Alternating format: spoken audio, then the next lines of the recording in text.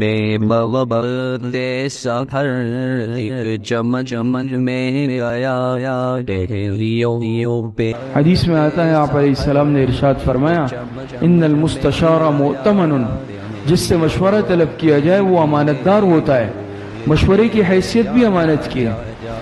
آج ہم مشورے کے لیے بھی کس کو منتخب کرتے ہیں؟ جو میرے مزاج کا مشورہ دے دے، وہ چاہے وہ مشورہ میرے لیے نقصان دہ ہے مستقبل کے اعتبار سے۔ اب اگر مشورہ دیا ساتھی نے، سامنے والے نے، وہ جو میری طبیعت کو نہیں لگ رہا، تو وہ یہ آدمی مشورے کے قابل نہیں ہے۔ تو آج ہم نے یہ مزاج بنا لیا، اور ہمارا تعلق، ہماری دوستیاں، ہمارا اٹھنا بیٹھنا، ہمارے مشورے آج صرف اس سے چلتے ہیں کہ جو میرے مزاج کے مطابق مشورہ دے، میری تعریفیں بھی کرے، مجھے اچھا قرار دے، مجھ میں کوئی غلطی نہ نکالے، دوسروں میں خامیاں نکال کے بتائے مجھے۔